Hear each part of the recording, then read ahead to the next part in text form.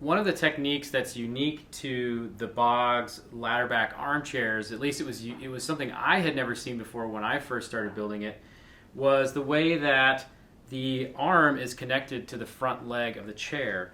Instead of having a through tenon with a wedge, there's actually a mortise drilled in the top of the front leg, and then when the arm is placed in, a tapered pin is used to pin the arm in place. But it requires drilling a mortise in the end of a turning, and that's not something that I had done before.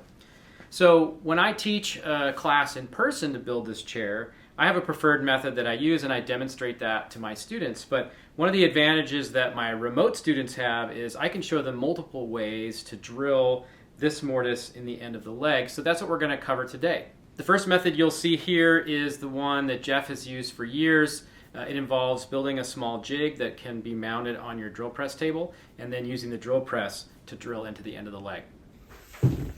Okay, so first part of this setup for drilling the mortises in top of the front legs is to rotate the table 90 degrees. I put in this piece of drill rod, which is about 12 inches long. Got a big gap right here. Take my fine adjustment tool, give that a whack. So that looks pretty good. So now my table is set up parallel to the path of the bit. My jig for holding the legs, you also want this to be parallel to the drill bit. We're aiming for straight up and down. Classic. Now what I'm going to do is try and position this. And I usually readjust for each leg. So this is the only drilling process where I will set a stop. Okay, so we're ready to drill. Nice and slow until you score. Then we can go faster. But on this one I do go up and down to start to clear some of the tip. If I don't do this, I sometimes get kind of an oval mortise rather than a round. That's 2 inches. That's it. Nice round mortise. Pretty close to the center of that leg. That's good. Okay. This next method is the one that I like to use because I already had everything I needed to make it work. I had a lathe, a Jacob's chuck, a drill bit, and a large rest that I can use to counterbalance the rotation of the lathe. So what I've done here is I've taken my long rest, the one that I usually clamp to the bed of the lathe, and I've put it on some risers. And I'm not clamping it down to the bed, but I am clamping the leg to the rest. I do this after I've got the leg on centers. So I've drawn the centers in the ends of the boards. I've actually chucked the leg into the lathe. I've made sure that the spurs on the bit aren't touching here. So essentially it's like spinning between 2 points.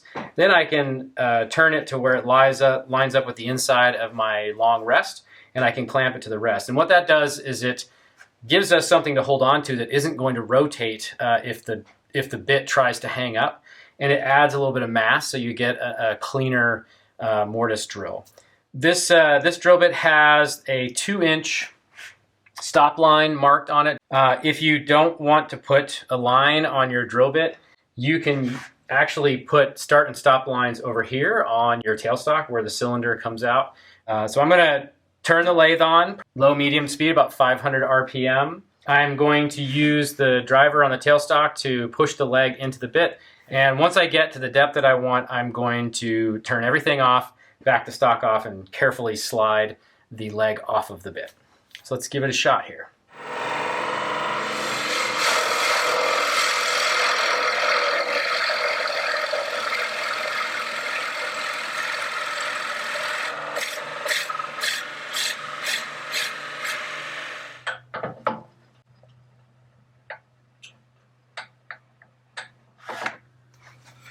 All right, that's a pretty fast process. Now this part is ready to turn, and then once I can change my chucks out, I can put this put the center of my step center on my tailstock in here, and because it's a cone, it'll center perfectly when I turn.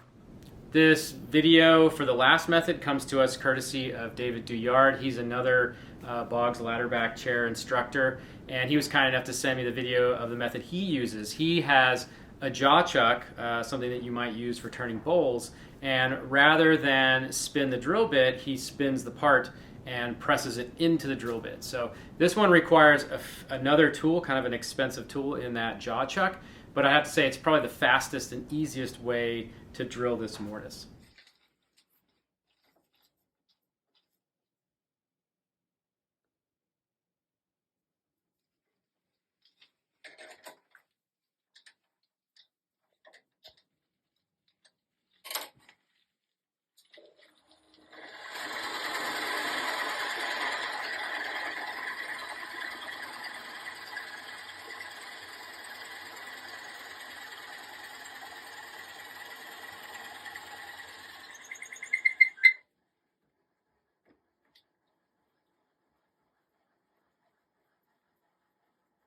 If you'd like to take an in-person class or a remote class, you can contact me at thejointeffort.net/BLP.